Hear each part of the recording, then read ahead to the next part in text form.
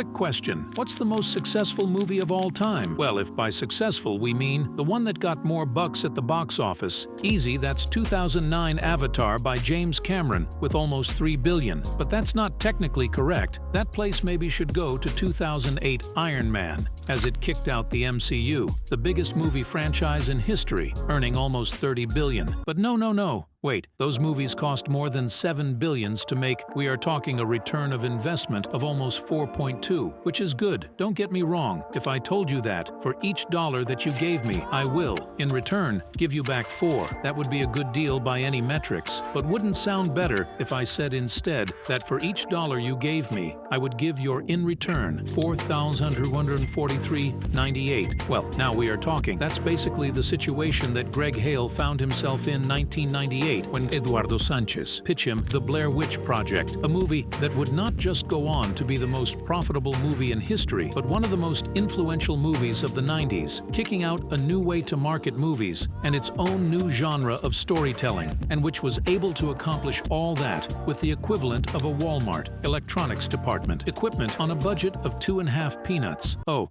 and that, by the way, it was written and directed by a bus driver. As you see, in 1993, a pair of students of the University of Central Florida named Daniel Myrick and Eduardo Sanchez hatched a plan to make a movie about a group of 3 amateur filmmakers venturing into the Black Hills forest to document the legendary Blair Witch, a local superstition. After venturing off, they become lost and encounter eerie occurrences as the movie goes on the line between reality and fiction blurs in as the filmmakers implemented a new technique known as found footage, in which the movie is made to appear as if it was a real-life documentary of sorts, a technique used in movies to hide the shortcomings of a project as it simulates what the character would be seeing, and was used by the Blair Witch Project filmmaker, more specifically as a solution to a problem that they had. They only got $60,000 and 8 days to film all the movie footage, with the majority being shot on a high-8 camera, which only retail at $350 at the time. Although it could be deemed very low quality, it works within the specific context of found footage, which help add realism to the movie, something that would be proved to be very important. In addition to this, Myrick and Sanchez developed a pretty peculiar direction method in which the actors had to go to specific points in the woods. There they would find notes left by the directors that would contain the guidelines for the next scenes, like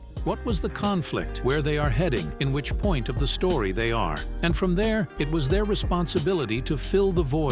A lot of what we see on the screen we owed to the actors, an authentic feat considering that the script had only 35 pages, where an average movie script has between 90 and 120 pages. But all this ingenuity and work would have been a waste if it weren't for how the genius and revolutionary marketing that the film had, as is thank for this that the movies owes its success. The movie was made in the late 90s, a special time place, as the internet was in its Wild West period. It was only beginning to take form. The majority of the big websites that we now know and take for granted weren't even created or were in its infancy. eBay had just been created 4 years ago, Google the year before, and it would need to pass almost a decade so YouTube could see the light of day. It was a time where the internet was very decentralized. Every corner was a mystery, waiting to be discovered. Stories and creepypastas were rampant, and the production took that in its favor. Months before the movie was released, Myrick and Sanchez created a website where they would show the public information about the movie, the urban legend of the witch, diary logs of the characters, and missing posters and information of the characters, but as if it were real. And to help make the trick, they deliberately went after no actors. At the same time, some footage would be shown in TV programs that focus on mystery and the supernatural. In essence, they created the first viral internet campaign for a movie, a model which it proved very successful. A lot of people went to the movie theater thinking that what they were seeing, it was real, which it helped spread the word of mouth, and it took the film from 27 screening, where it was expected to make 10 millions, to quickly been shown in 101 screens just in the USA, and making almost $250 million